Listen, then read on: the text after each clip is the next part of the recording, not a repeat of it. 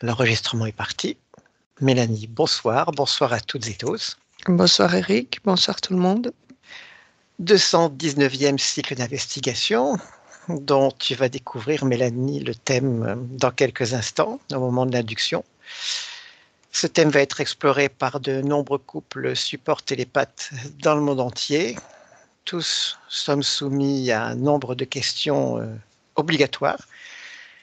Et derrière ces questions obligatoires, nous pourrons développer éventuellement avec un questionnaire libre qui permettra d'approfondir un peu le sujet si le cœur nous en dit. Mélanie? Oui, prête? Prête? Oui.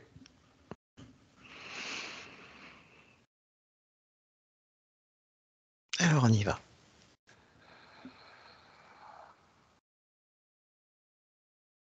Un décompte de 3, s'il te plaît.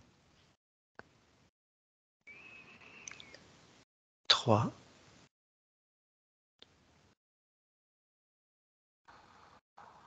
2 et 1.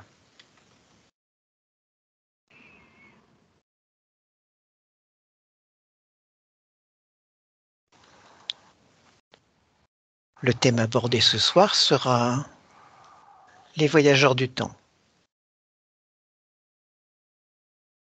Rapproche-toi de cette notion, de cette fréquence.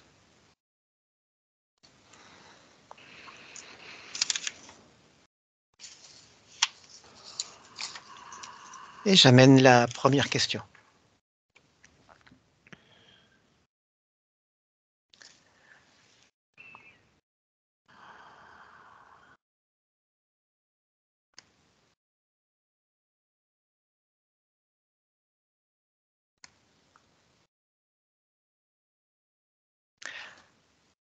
Je vais compter de 1 à 3 et à mon 3, tu me dis s'il existe des voyageurs du temps, aussi appelés chrononautes. À mon 3. 1, 2 et 3.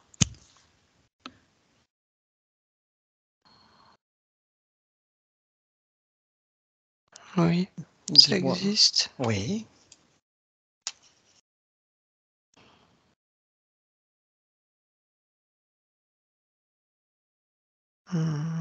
Que perçois-tu d'autre? Des humains, des boules comme la Terre, mais j'en vois beaucoup en fait. C'est comme si on avait multiplié notre Terre en plusieurs exemplaires. Et je vois des tubes entre elles. Vraiment des tubes qui permet, comme des tunnels, d'aller d'une à l'autre. C'est très drôle parce que c'est comme si c'était notre atomium en fait. Tu parles du monument national belge. Oui, de Bruxelles, c'est comme si c'était les sphères comme ça, mais que c'était des terres et comme si c'était relié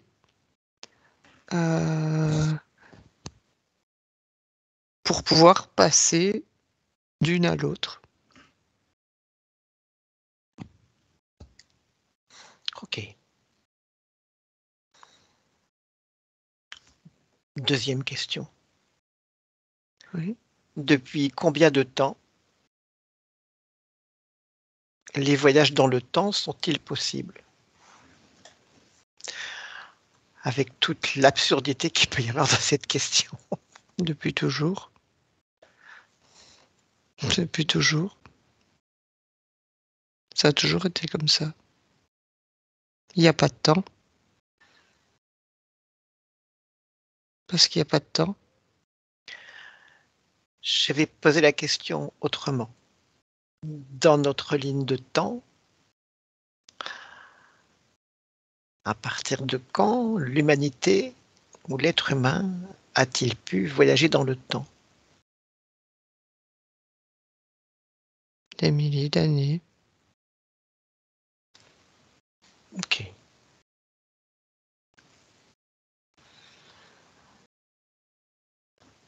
Des milliers d'années. Alors, troisième question. Respire.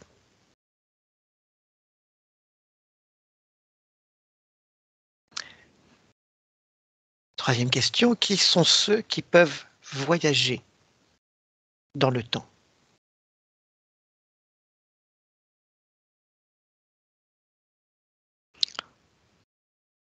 Tout le monde, mais tout le monde n'en est pas conscient. Tout le monde ne s'en rend pas compte. Il ne s'aperçoit pas des changements, parfois très subtils, qu'il peut avoir. Mais en soi, Est-ce que tu peux développer ce que tu viens d'évoquer? les personnes plus libres, plus sensitives et sensibles vont se rendre compte de ces passages. Et ça va être plus fluide pour ces personnes-là que pour les autres personnes. Ils ne vont pas se rendre compte et c'est comme si je les voyais trébucher. Ils vont, c'est comme si chaque fois ils trébuchaient sur une marche parce qu'ils ne s'autorisent pas justement ces passages de changement de temps. Alors, C'est en fonction des libérations. Plus il y a de libération, plus il y aura de changement de temps. qu'est-ce que tu appelles des changements de temps? Heu, Est-ce que ce sont des changements de ligne de temps? oui, Ah, là, on parle du voyage dans le oui, temps, oui, c'est-à-dire une personne capable de transporter son corps physique d'une époque à une autre. oui. Maintenant, il y a des personnes qui vont Alors, sortir de leur corps, mais ce n'est pas la même chose. On ne parle pas de la même chose. Là, c'est vraiment, ils vont changer de ligne de temps. alors là, on parle des voyageurs du temps, donc d'être capables de transporter leur corps physique Oui, dans le temps. oui, c'est ce qu'ils font. Mais il y en a qui vont s'en apercevoir et d'autres qui vont pas s'en apercevoir. Mais il y en a qui vont voyager plus fréquemment et qui vont, c'est en fonction des vibrations.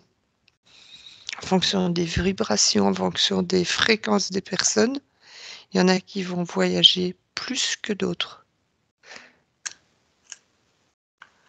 Tu veux dire que certains d'entre nous voyageons dans le temps sans s'en rendre compte Oui, et que certains voyagent dans le temps et s'en rendent compte?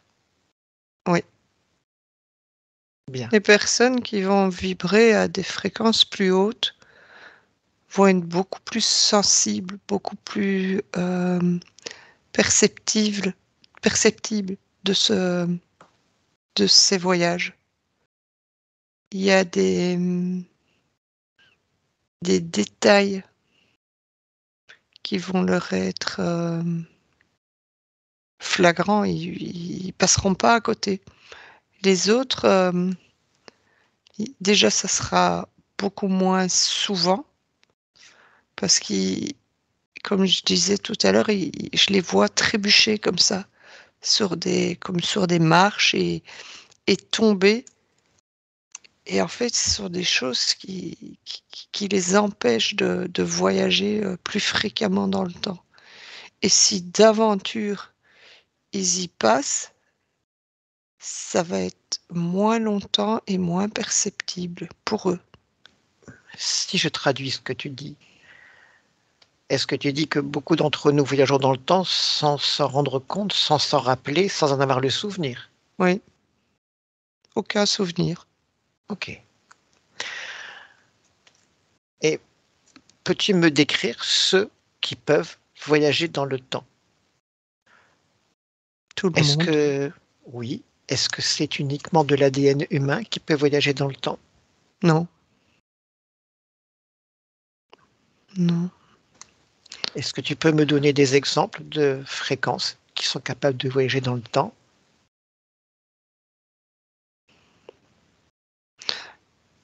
En fait, je revois ces boules, ces planètes, comme la Terre, multipliées. Et je vois de nouveau tous ces tuyaux qui sont raccordés l'un l'autre. Je vois les humains passer par les tuyaux, mais tout autour de ça, je vois aussi bien des reptiliens que des draconiens. Je vois des humanoïdes aussi, mais eux ne passent pas par ces tuyaux.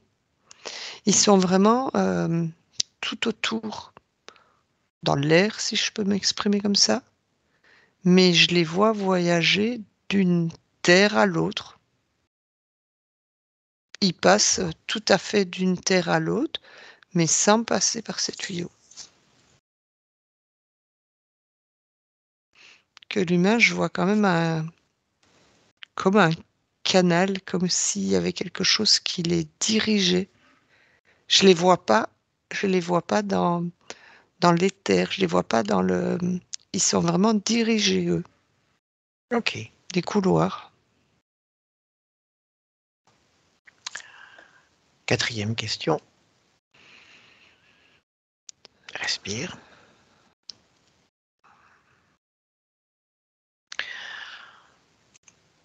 Dans quel but les chrononautes voyagent-ils dans le temps?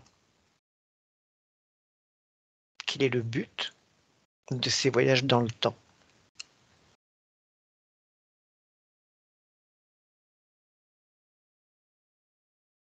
C'est pas vraiment un but, c'est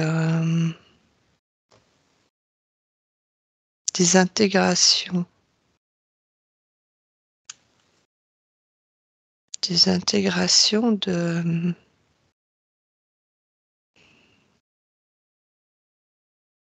certaines choses, certains passages de vie à vivre, parfois ici, parfois ailleurs. Et je revois rebobiner. Je vois une personne, une dame, vivre quelque chose ici, maintenant, et je la vois revivre dans le passé et dans le futur. C'est très drôle, sur deux autres terres différentes. Exactement la même chose, mais le résultat ne sera pas le même. Il y a des modifications de. Est-ce que là, tu es en train de parler d'expérience d'une conscience Ouais, sur différentes lignes de temps? trois, j'en vois trois, oui. Ok. Et c'est la même chose de base, de départ, mais le résultat ne sera pas le même. Donc en soi, le but, Alors ça, c'est le voyage de la conscience. La conscience explore le oui, temps et il n'y a pas de présent, pas de mais futur pour la corps, conscience. le corps physique est là sur trois planètes différentes, trois Oui, planètes Terre différentes. ça, ce sont des expériences d'une même conscience sur Mm. différentes lignes de temps. J'imagine un être humain capable de voyager consciemment dans le temps et de faire passer son corps d'une époque à une autre, dans quel but cette personne le ferait-elle?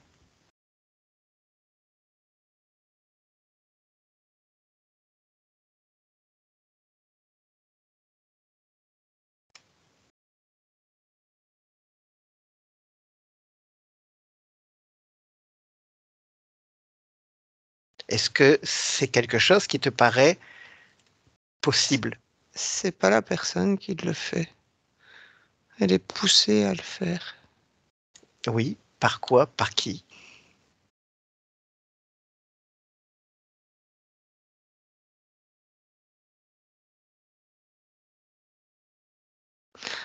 Elle est poussée, je vois des désincarnés.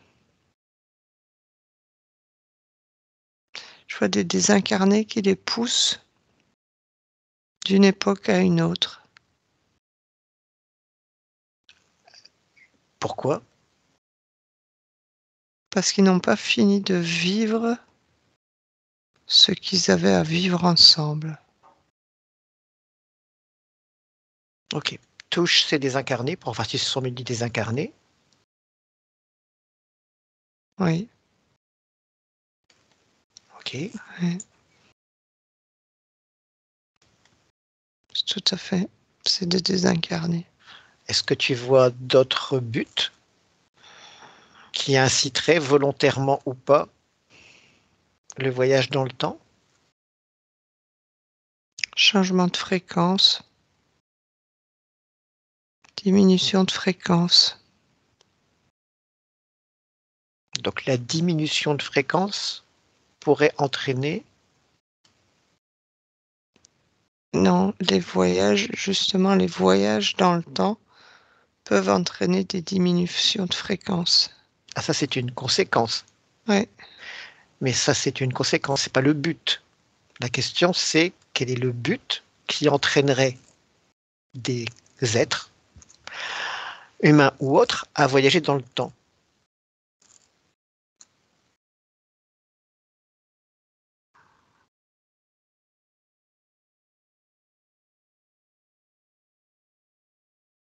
Apprentissage, recherche, OK. recherche,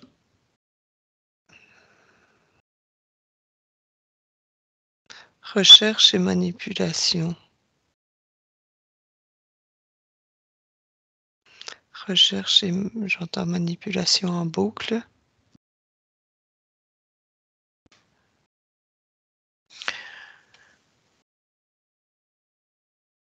Tout à l'heure, tu m'as parlé de races extraterrestres. Ouais. Quel serait leur but à eux de voyager dans le temps?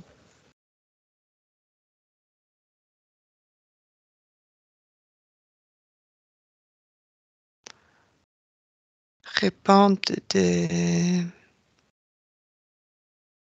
des ondes différentes d'une terre à l'autre.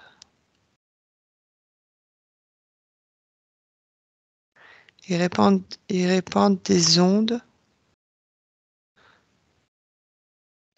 C'est sonore, surtout, d'une planète à l'autre, Alors, d'une planète à l'autre, d'une terre des, à l'autre, parce que des c'est différentes, vraiment. donc de différentes lignes de temps, de la Terre Oui, sur différentes lignes de oui, temps, c'est oui. ça? Ok, Je veux dire comme si c'était notre terre, mais il y en a plusieurs avec des vivants à ok. des époques différentes. Et quel est le but de ces ondes? Changement de climat, changement de fréquence et énervement. Enfin, il y a comme si ça amenait une colère chez certains habitants. Ces ondes-là amènent de la colère et de l'énervement extrême chez certains habitants et même chez les animaux. Ça joue sur les habitants et les animaux, les Ok. 2. Et quel est le but? De provoquer de la colère et de l'énervement. Destruction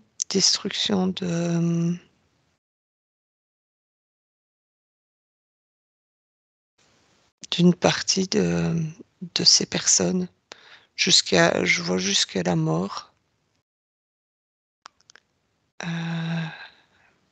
Même les animaux, il y a des ondes sonores qui leur fait comme un électrochoc.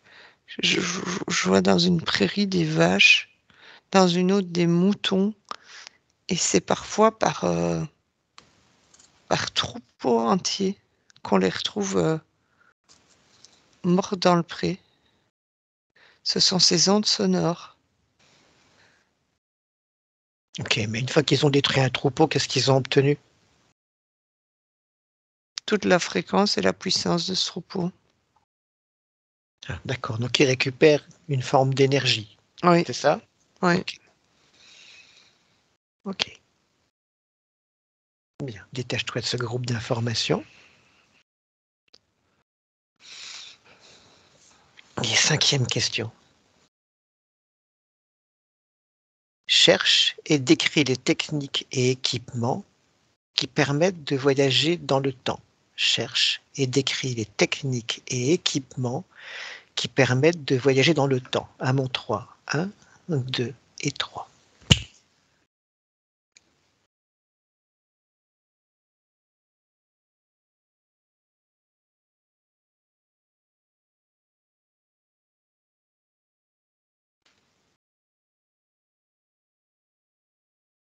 Je vois comme si c'était une combinaison à mettre. Comme s'il y avait une fine combinaison légèrement transparente pour passer inaperçu. Alors ça permettrait de voyager dans le temps de manière inaperçue. Inaperçu, oui. C'est comme si c'était un film transparent. Ok, donc ça c'est pour ne pas être vu Oui, dans les différents temps où les voyageurs peuvent se déplacer, c'est ça? oui, ça les rend invisibles le temps du passage d'un à l'autre. Comme ça, ils ne peuvent pas être visibles parce que s'ils sont visibles, la conscience est directement happée et meurt. Donc ils mettent comme une combinaison pour pouvoir passer d'un temps à l'autre. Et la technique, en fait, il y a vraiment des moments, des périodes, tous les X temps où ils peuvent le faire. En fait, on ne peut pas faire ça, on ne peut pas se dire là maintenant on y va. C'est vraiment, il faut attendre comme une fréquence. Et d'ailleurs, ça vibre dans le corps. Ça pétille, ça vibre dans le corps. Il y a comme des décharges, comme des éclairs lumineux qui forment une boule. Et c'est à ce moment-là qu'on doit réagir, qu'on se connecte à ces faisceaux. Et c'est ça qui fait passer d'un temps à l'autre, d'une terre à l'autre. Ok. Mais sans l'équipement, sans ce film, ça sert à rien d'y aller. Parce qu'on est vu Donc il faut et un d'office. équipement, il faut Oui, un équipement de protection oui, La visibilité. Et certaines conditions fréquentielles Oui, propices à ce déplacement dans le temps. oui. Qui Ok. n'arrivent pas au même moment. Et qui profite c'est quel type d'être qui voyage dans le temps de cette manière? Et depuis quelle époque? C'est des êtres 100% humains. Oui. Je vois même des animaux le faire.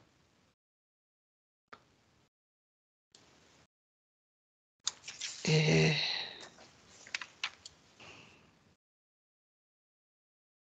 ça fait des millions d'années que ça se passe. J'essaye de remonter le temps là, mais je vois tout. Ok. Et en ce qui concerne les fréquences non humaines, qui apparemment ne passeraient pas par les tuyaux, le schéma symbolique que tu as montré, expliqué, comment eux, quel équipement ils utilisent eux pour voyager dans le temps. Peuvent être visibles. Ils peuvent être visibles, ils n'ont pas d'équipement. Et peu de personnes les voient en fait. Peu d'humains les voient, donc eux, ils n'ont pas de protection, pas d'équipement. Ils voyagent tout à fait avec une fluidité d'un endroit à l'autre. Sans Avec, équipement, sans rien et sans temps. Eux, ils n'ont pas de, de moment. Eux, ils font ça quand ils veulent. C'est c'est eux qui gèrent, c'est eux qui transforment. Ils peuvent transformer tout ce qu'ils veulent, quand ils veulent. Ils n'ont aucune contrainte, ok, à l'inverse des autres. détache-toi de ce groupe d'informations, respire. 6e question. Observe maintenant ce qui se passe sur notre ligne temporelle. Chaque fois qu'un voyageur temporel effectue des changements importants.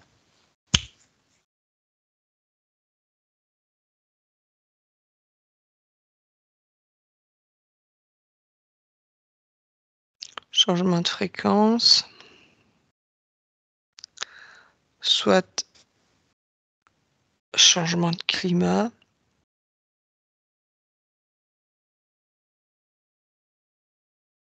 fréquence de peur, énormément de fréquences de peur arrivent en plus. Et je dirais bouleversement, catastrophe aussi. Oui, C'est comme s'il y avait chaque fois une secousse qui amenait un événement un peu catastrophique. Ça énerve en fait quand il y a des est-ce que c'est la répercussion du voyage ou est-ce que c'est le but donné au voyage qui produit ça? Est-ce que les changements de climat, les fréquences de peur, les bouleversements, les catastrophes, etc., est-ce que c'est juste une conséquence indirecte des voyageurs du temps ou des outils qu'ils utilisent pour voyager, ou est-ce que c'est leur but, ils viennent pour faire ça? c'est une conséquence. C'est la conséquence. C'est la conséquence des conflits qu'il y a entre les voyageurs et les désincarnés.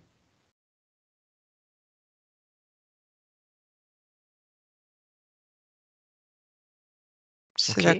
C'est la conséquence de ce qui se passe entre eux.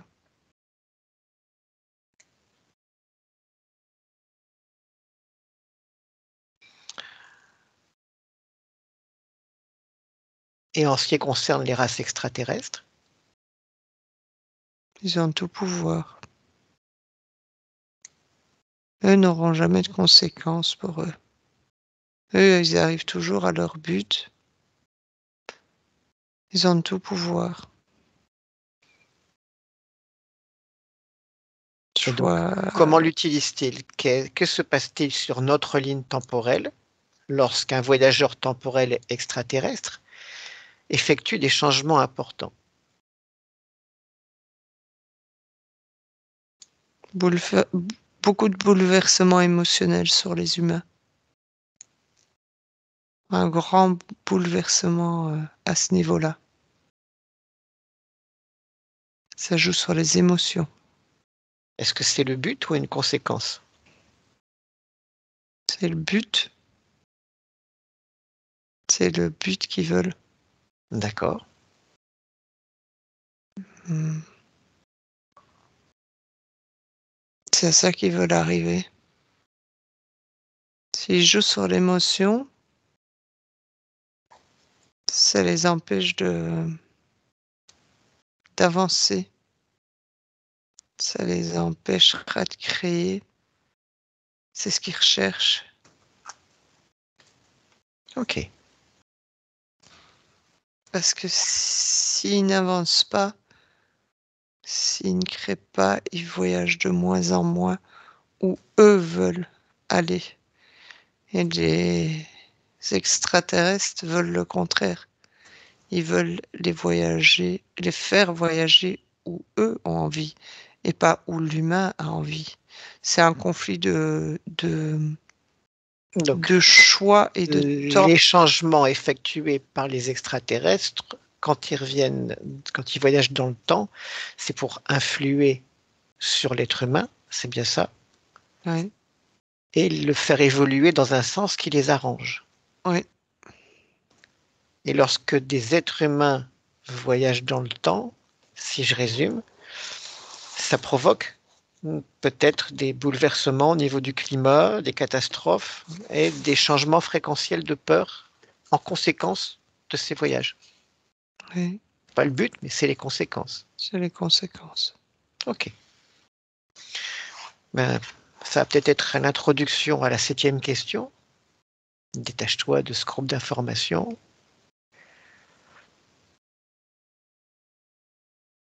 Et maintenant, observe et décris le champ gravitationnel au moment où un voyageur temporel se matérialise.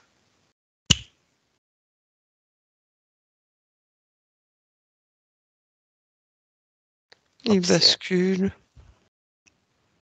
Il ne reste pas. Il bouge. Je le vois pencher. Son sens de gravité n'est plus en équilibre. Il penche du côté gauche. Oui. Est-ce que tu peux apporter plus de précision? C'est comme si je voyais toutes les planètes Terre que j'ai décrites avant, comme si tout partait à gauche, comme si c'était un déséquilibre justement d'un côté. Avance un peu sur le temps et dis-moi si ce déséquilibre persiste ou si ça se rétablit ou qu'est-ce qui se passe en fait.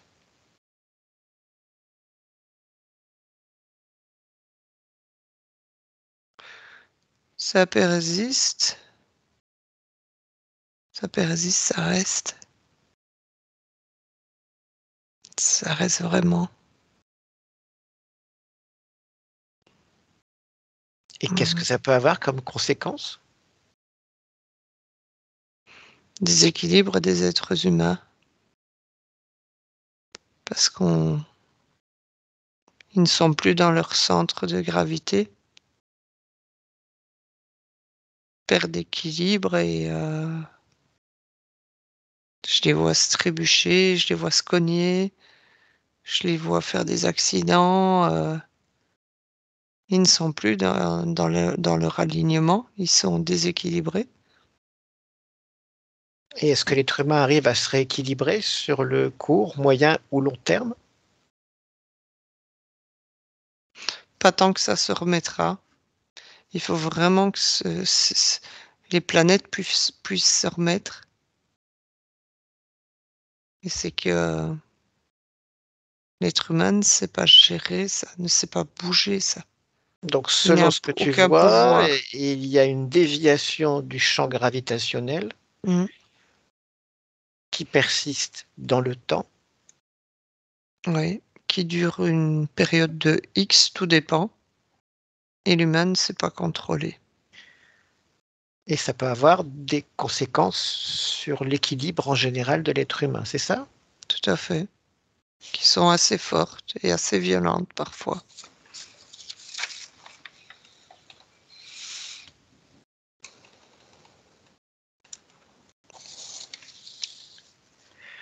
On arrive au moment du questionnaire libre.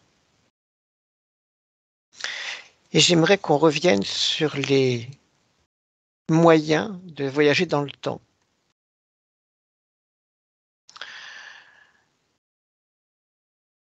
Et tu m'as parlé de moyens qu'utilisaient les êtres humains et de moyens qu'utilisaient des extraterrestres, Oui, qui n'étaient pas forcément les mêmes. oui. Est-ce que tu peux, en considérant qu'on reste sur la même ligne de temps, sur la même Terre, même ligne de temps, même Terre, est-ce que tu peux te rapprocher d'un moment où un être humain va voyager dans le temps, que ce soit pour aller dans le passé ou dans le futur, Mmh. arriver au moment où il va changer et me dire quel est le moyen utilisé. Tout à l'heure, tu parlais de conditions spécifiques qu'il fallait attendre, si j'ai bien compris, pour Mmh. que toutes les conditions soient réunies. Comment est-ce que tu peux qualifier ce moment et ces conditions réunies? Est-ce que c'est descriptible? Est-ce que ça s'appelle un portail qui apparaît momentanément et qui disparaît? Est-ce que ce moyen est programmable? Je vois un cercle. Je vois comme un cercle, comme un anneau lumineux Oui. qui est mis à la verticale, pas à l'horizontale. C'est uniquement le cercle à franchir. Passer son pied et tout le reste du corps suit Eh bien, et appuie. touche ce portail et dis-moi ce que c'est. Enfin, touche ce cercle plutôt et dis-moi ce que c'est. C'est l'entrée des tuyaux que je voyais d'une terre à l'autre, simplement. Là, on parle de la même Terre et même ligne de temps. Oui, mais c'est la même terre, c'est le même. Tout à l'heure, tu m'as expliqué qu'on était sur des lignes de temps différentes, qu'une Ouais, mais conscience avait cette capacité d'être présente sur différentes terres, le même personnage sur différentes terres qui vivait des expériences différentes. C'est une manière de voyager dans le temps. Là, je te parle d'un corps physique sur la même mmh, ligne de temps qui, par exemple, de l'an 3225 vient en 2023 ou on va en l'an 6000, peu importe, sur la même terre, la même ligne de temps, d'une conscience qui voyage sur la même ligne de temps de la Terre, de la même Terre. Est-ce que je me fais comprendre? c'est juste un passage. Il y a cet anneau lumineux qui est là Ok. et on passe juste cet anneau. Est-ce que cet anneau est programmable? C'est-à-dire, est-ce qu'on peut choisir sa destination? Non, on peut choisir sa fréquence à laquelle on y va, mais pas sa destination. est-ce qu'on peut revenir au même endroit, à la même époque, à la même date? Oui, Donc on c'est ne peut pas possible. choisir où on part, Non, quand, on peut pas choisir à quand on part, mais on peut choisir, on arrive à revenir à la date qu'on choisit. on peut revenir. Ça peut aller dans un sens comme dans l'autre. Oui, mais je te parle du choix des dates, c'est-à-dire que si je pars le 15 janvier 3225, en l'an 6000, je peux revenir le 15 janvier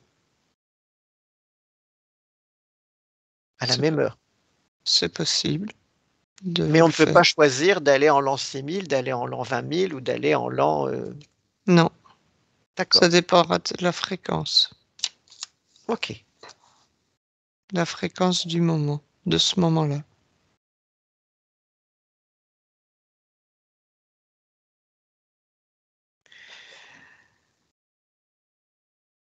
Arrive-t-il donc, et on a déjà peut-être partiellement répondu à cette question, que des personnes voyagent dans le temps malgré elles?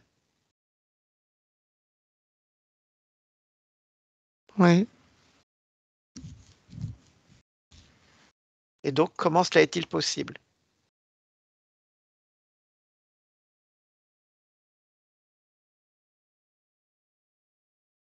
Leur volonté,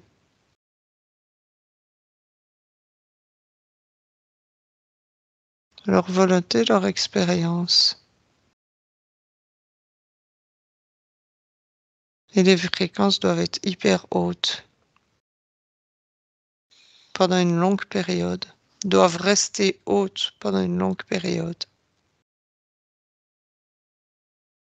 Et donc, ça pourrait permettre de réunir des conditions qui Oui, feraient qu'elles voyagent dans le temps, c'est ça? oui, beaucoup plus facilement.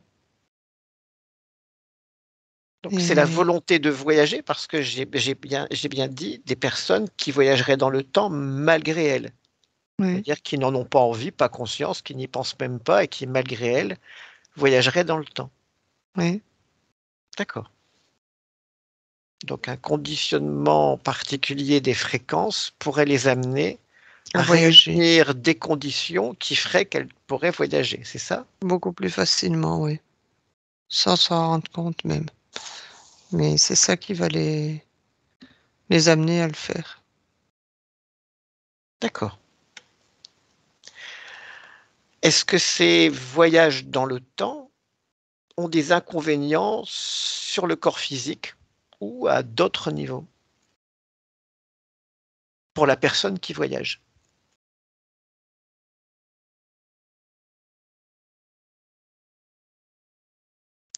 Tout dépend, tout dépend de sa stabilité de fréquence. C'est ça qui va l'aider à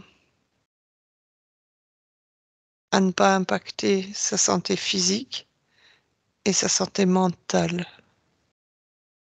OK, Si ça diminue vraiment, ça peut vraiment impacter les 2, physique et mental. OK. Donc ça implique d'avoir une certaine stabilité fréquentielle pour Oui, voyager sans conséquence dans oui, le temps, c'est ça? oui, c'est le plus important. Et donc si je suis ton raisonnement, enfin ce que tu perçois en tous les cas, dans le fait que certaines personnes puissent voyager dans le temps, involontairement d'ailleurs, et qu'on considère que notre conscience est multidimensionnelle et multitemporelle d'une certaine manière, est-ce que les voyages physiques dans le temps sont une métabolisation de cette possibilité à un autre niveau? C'est-à-dire notre conscience étant capable d'être dans n'importe quel temps, à n'importe quel moment, alliée d'ailleurs. Est-ce que le fait d'être capable de voyager physiquement dans le temps est une forme de métabolisation de ce qu'expérimente notre conscience subliminale, ou encore d'autres niveaux de notre conscience? Bien sûr, c'est chaque fois une métabolisation, D'accord. chaque passage, chaque passage, et c'est pour ça que les fréquences, si les fréquences sont très hautes, ça ira, ce sera de plus en plus Ok, rapide. je comprends. De plus en plus rapide et de plus en plus confortable pour cette personne. Sans choc, sans, sans Je trop de comprends. bouleversement. Intéressant. Détache-toi de ce groupe d'informations et nous revenons à une forme d'actualité.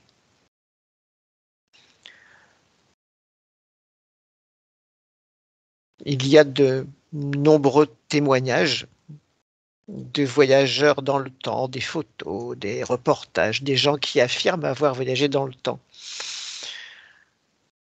d'êtres humains. Est-ce que tu peux me donner le pourcentage de cas réels?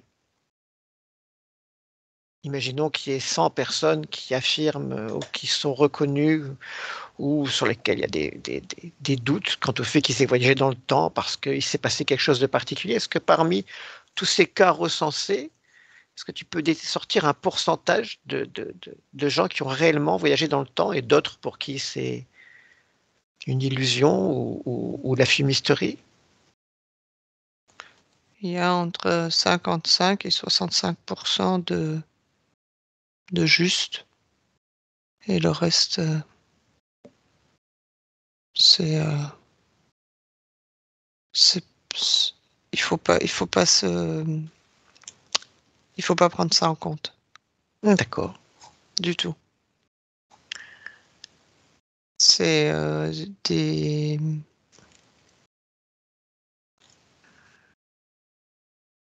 des hallucinations Oui. et des personnes qui veulent aussi absolument qu'on entende parler d'elles. Je veux pas dire qu'elles racontent tout et n'importe quoi, mais elles veulent faire croire de l'avoir fait alors qu'il s'est rien passé du tout. Ok. Pas plus de 55, 60, entre 55 et 65%. Le reste, il faut pas prendre en compte. Ok. Ma dernière question.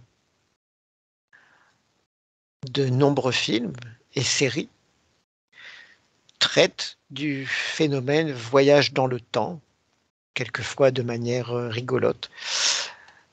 D'autres paraissent plus sérieuses. Enfin, bon. Est-ce que tu vois une raison à cela? J'entends par là, est-ce que c'est volontaire? Est-ce que l'exploration de ce sujet via des séries est volontaire? Si c'est le cas, est-ce que c'est un phénomène de mode?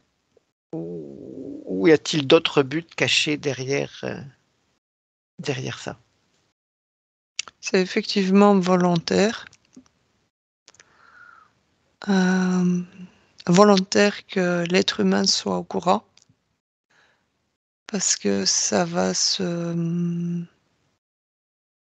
j'entends vérité.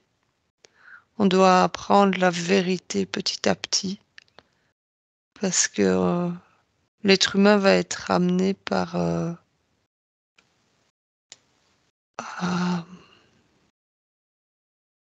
par voyager de plus en plus, par se rendre compte de plus en plus de certaines choses. Ouverture, ouverture et découverte, j'entends. Donc c'est voulu, Ok. tout à fait, 100%.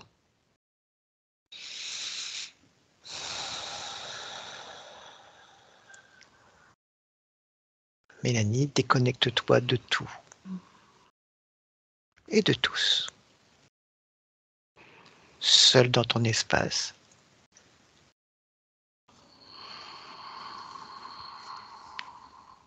Retrouve tes fréquences. Crée même des fréquences de joie, de bien-être. Ressens ton corps physique.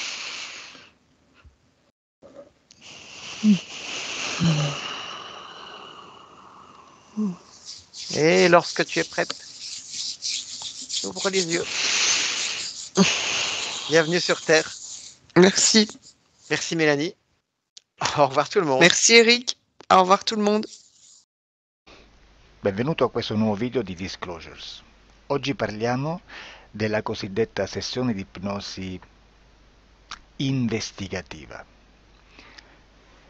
In realtà non esiste una sessione di ipnosi investigativa.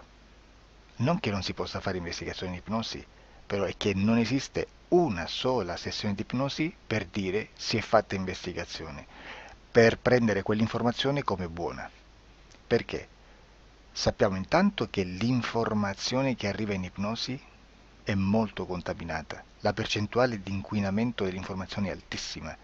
Pensate a questa informazione che viaggia per tantissime dimensioni, attraversa densità, passa per coscienze che volontariamente o involontariamente possono distorcerla e poi arriva infine alla persona che sta in ipnosi, che ha una coscienza, ha una mente, ha un'esperienza e interpreta questa informazione secondo la sua struttura mentale, secondo le sue credenze, che per quanto si possa essere più o meno liberi mentalmente, liberi pensatori, sempre c'è una parte subliminale che interpreta in base all'educazione ricevuta, alla cultura e perché no, anche tutte le esperienze di esistenze passate che ancora lasciano un segno in noi.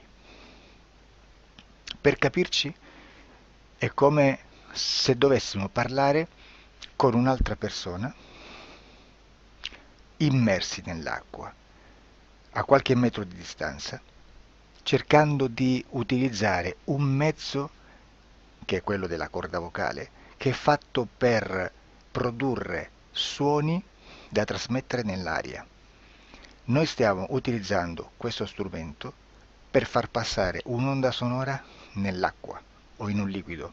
Chiaramente il suono viene completamente distorto, sempre ammesso che sia per il nostro corpo facile e non difficoltoso poterlo fare senza avere dei problemi come ingurgitare acqua o eccetera. Ma non solo. Supponiamo che per questo tipo di comunicazione utilizziamo anche due lingue diverse, per esempio un italiano e un russo o un giapponese. Per quanto possiamo anche interpretare il labiale, non possiamo capire quello che ci sta dicendo, perché la lingua è diversa. La lingua, diciamo, da dove parte l'informazione a dove arriva è completamente diversa, il codice, il linguaggio è diverso.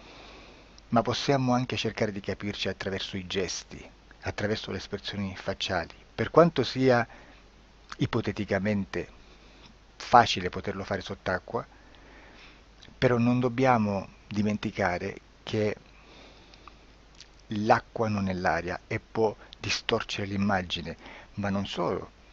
Dobbiamo anche pensare che l'altra persona, che parla un'altra lingua, che viene da un'altra cultura, potrebbe interpretare i segnali che noi interpretiamo come X in Y.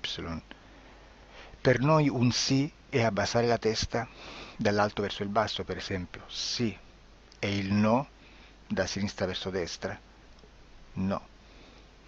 In alcuni paesi orientali, come le Filippine credo o qualcun altro, utilizzano esattamente gli stessi segni, ma al contrario.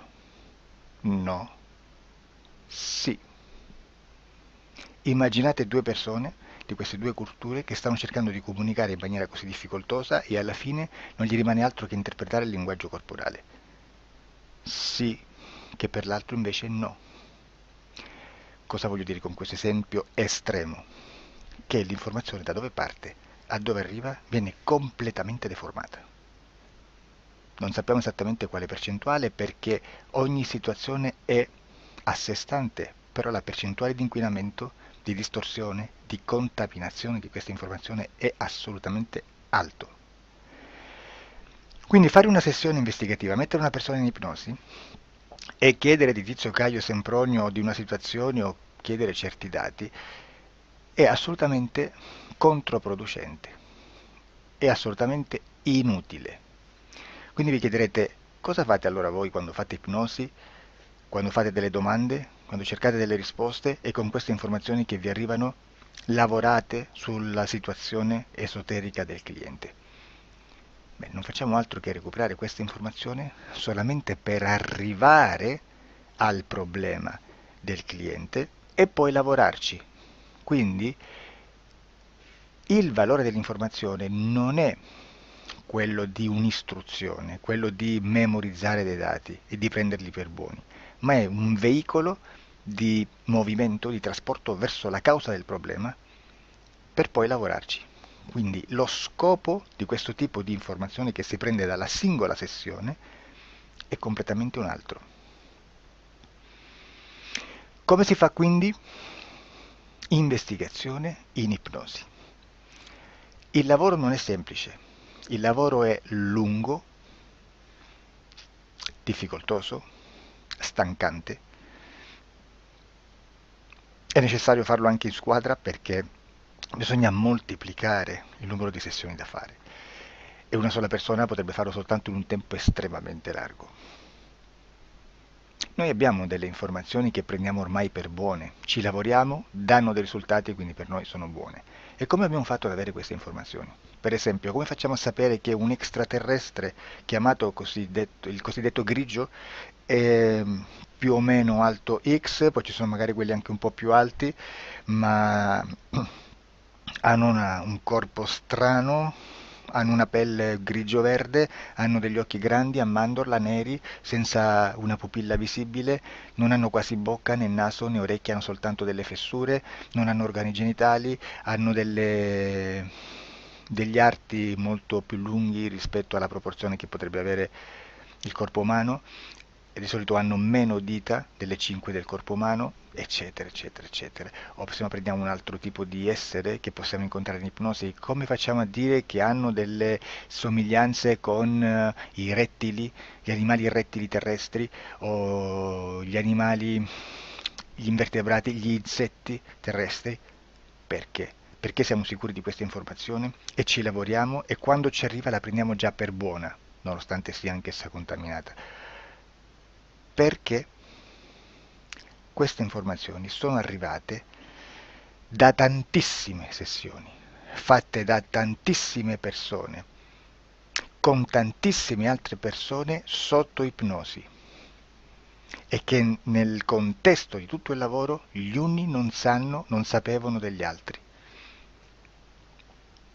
Questo dato può essere più o meno rilevante, sempre c'è contaminazione e quindi possiamo prendere per buono anche un gruppo di lavoro dove l'uno possa sapere dell'altro. Ci potrebbe essere una contaminazione del contesto di quel gruppo di lavoro, ma si aggiunge semplicemente una piccola percentuale di questa contaminazione a già la grande che esiste. Non è così impossibile lavorarci.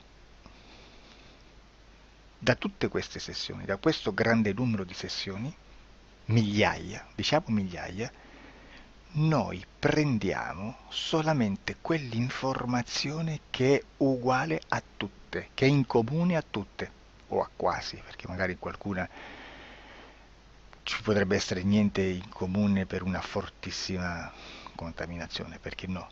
Ma dobbiamo prendere una stragrande maggioranza, proporzionalmente abnorme rispetto a quello che potrebbe essere un minimo di scartabile,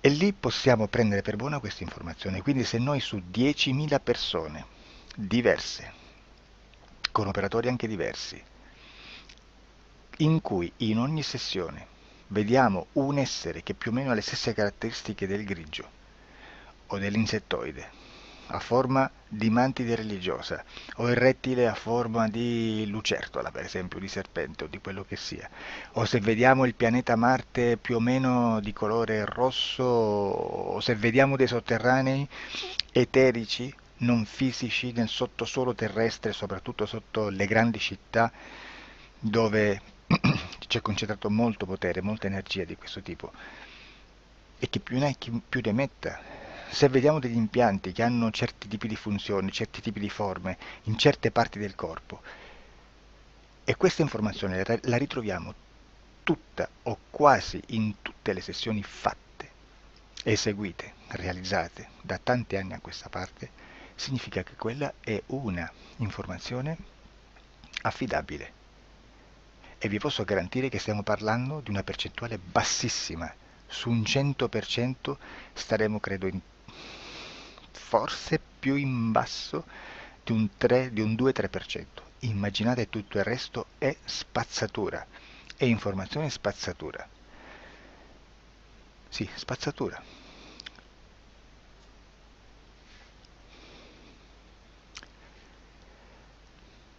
C'è anche un'altra cosa da dire.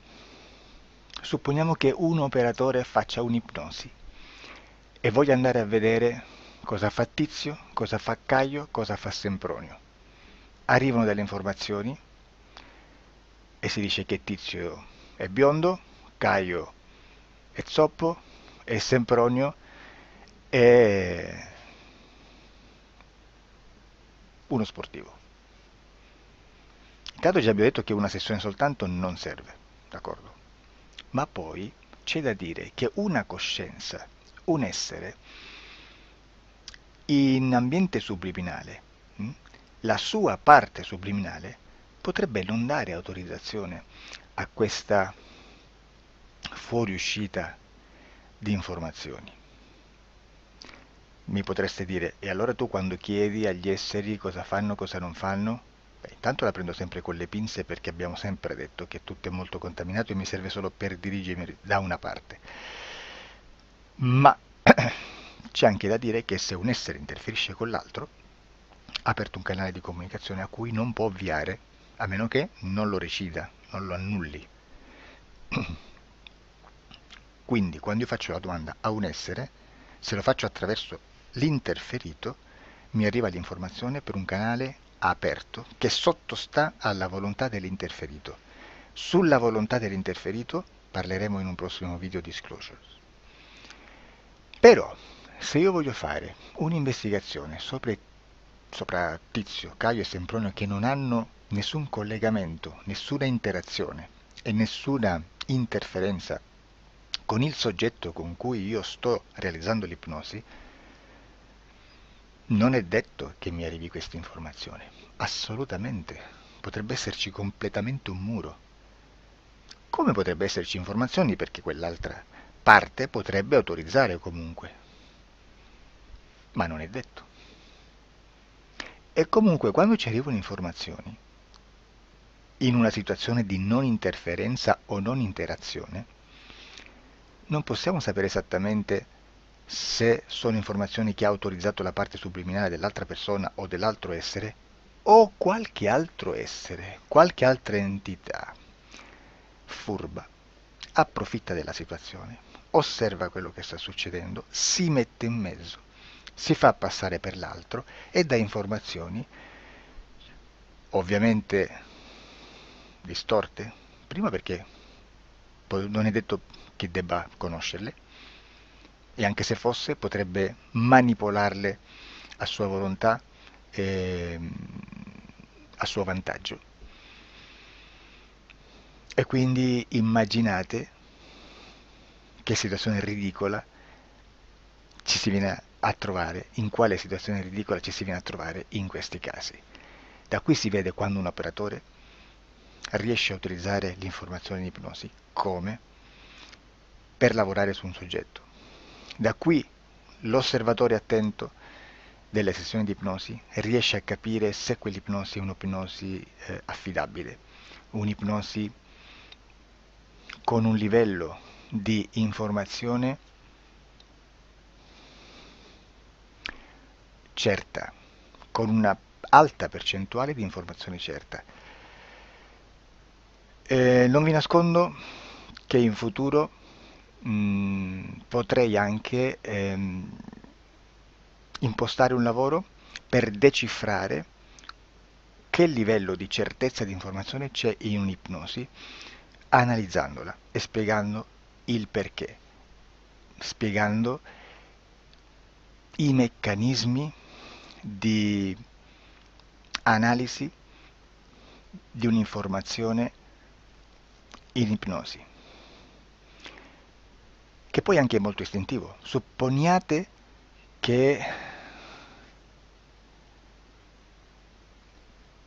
che dobbiamo cercare un'informazione su internet, per esempio un fatto di cronaca. Voi preferite mettervi su un sito ufficiale? A caso. L'ANSA in Italia, ADN Kronos, qualche telegiornale che per quanto possano manipolare l'informazione ad alti livelli, comunque possiamo dare affidabile la fonte dell'informazione che viene trasmessa. Non possono trasmettere una bufala sicuramente. Verrà sicuramente manipolata ad altri livelli. Ne parleremo in altri video, ma a livello base la fonte è certa. Sicuramente non andrete a cercare questa informazione sul primo sito, il primo blog che vi passa davanti e magari ha 4 followers.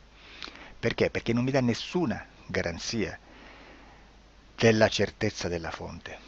Non c'è un controllo né nella struttura interna di questa agenzia di informazione e né dal grande pubblico, che per la quantità di persone che attingono quell'informazione si può dedurre se l'informazione è certa o meno, perché è un'informazione che passa in un pubblico così vasto che se ci dovesse essere una distorsione con la realtà è molto probabile che venga fuori. Credo che abbia detto quasi tutto sulle sessioni investigative. Prima di chiudere aggiungo che proprio per questo stiamo conducendo dei cicli di investigazione in ipnosi regressiva che comprendono tante sessioni con persone diverse, con una buona o eccellente suscettibilità ipnotica sicuramente, per poter indagare su spazi ristretti su alcuni temi. Perché dico spazi ristretti? Perché se andiamo a prendere eventi grandi nel tempo, nello spazio, storici, parlare di qualcosa di molto generico implica una quantità di sessioni abnorme. Immaginate se dovessimo fare una sessione investigativa sui buchi neri, quanta informazione ci sarebbe e quante informazioni da filtrare. Sarebbe quasi impossibile farlo in questa maniera. Ma se noi riduciamo lo spazio di investigazione, se noi prendiamo per esempio, investighiamo sulla pedofilia nella Chiesa Cattolica, ecco, se già restringiamo il campo d'azione è molto più facile che possiamo attingere informazioni affidabili, presuntamente affidabili, con un numero di sessioni sicuramente alte, ma ridotte rispetto ad altri tipi di sessioni molto più generiche, su temi molto più generici. Quindi per fare anche delle investigazioni su temi molto generici bisogna suddividerli in temi, in dettagli, per poi alla fine, quando tutta l'informazione è stata filtrata ed è stata dedotta l'informazione comune, si possono mettere insieme per cominciare a costruire il quadro, mettere insieme tutti i puzzles. Questo è il vero senso dell'informazione in ipnosi, quando si fa ipnosi investigativa. La sessione per risolvere una problematica, un problema, con una presunta origine esoterica di un cliente, di una persona, è un'altra cosa, sono altri metodi, altre tecniche e l'informazione si usa in un'altra maniera, ha un altro scopo. Grazie, ci vediamo al prossimo video. Disclosure. Ciao.